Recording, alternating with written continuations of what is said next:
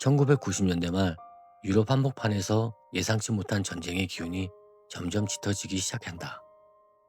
냉전이 끝나고 유럽 전역이 안정되어 가던 시기였지만 백한반도만큼은 여전히 복잡한 민족 문제와 정치 갈등으로 뒤틀린 채 남아 있었다. 이 지역에서 특히 뜨거운 갈등의 중심지에 놓여 있던 것이 바로 코소보였다.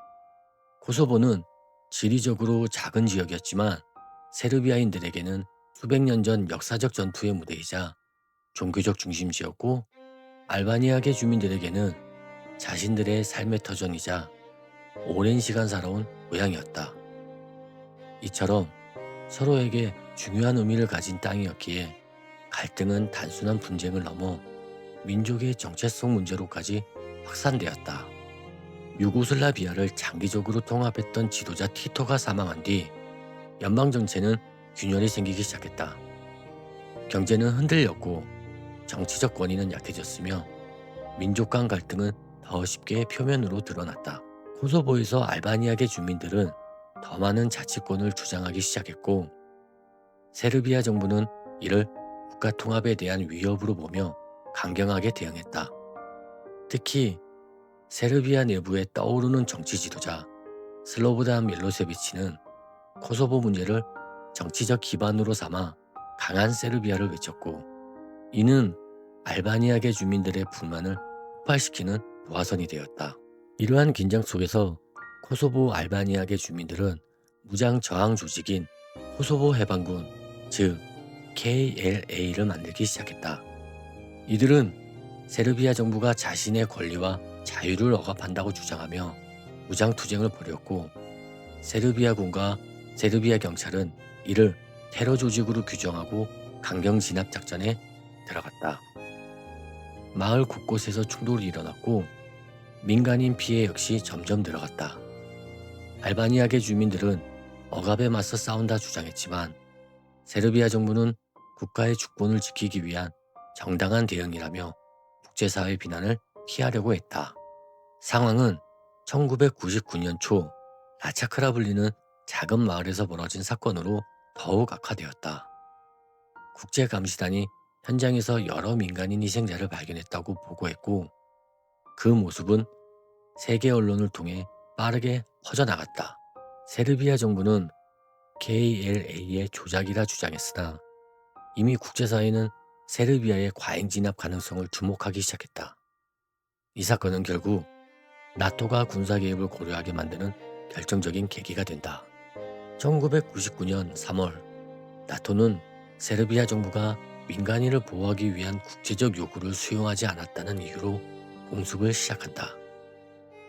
이는 유엔 안보리의 승인을 거치지 않았기 때문에 국제법적 논쟁을 불러왔지만, 당시 나토는 더 큰 인도적 피해를 막기 위한 불가피한 조치라고 설명했다.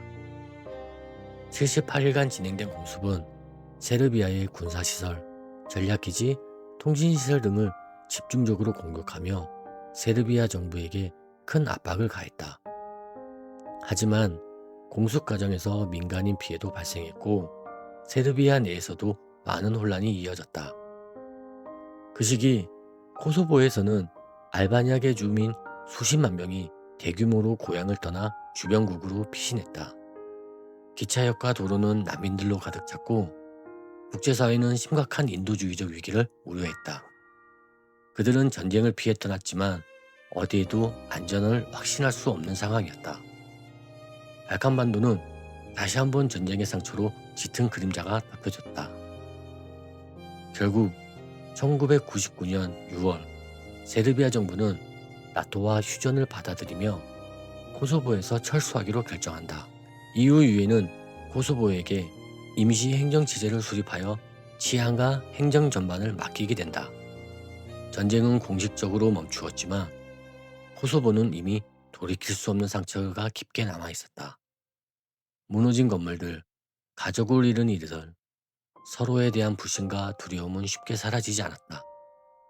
그럼에도 코소보 사람들은 다시 삶을 재건하고자 천천히 움직이기 시작했다.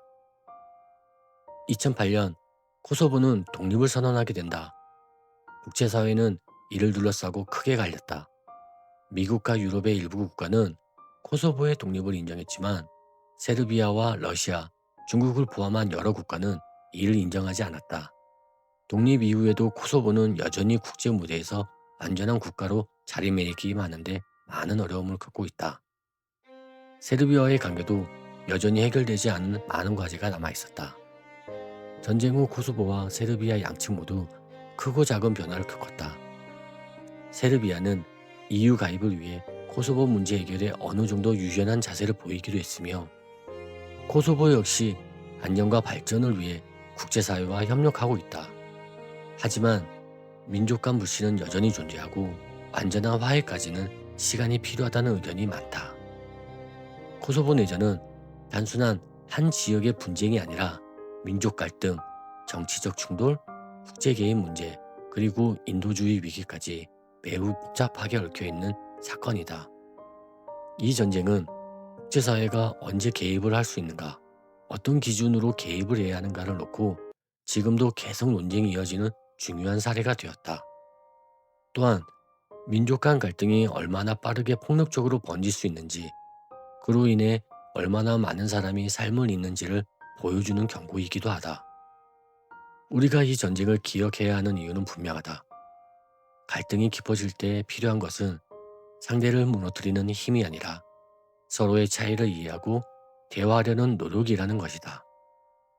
코소보의 비극은 단숨에 일어난 것이 아니라 오랜 시간 쌓여온 불신과 적대감이 폭발하며 발생했다. 이러한 비극이 다시 반복되지 않기 위해서는 역사에서 배우고 서로를 이해하려는 태도가 반드시 필요하다.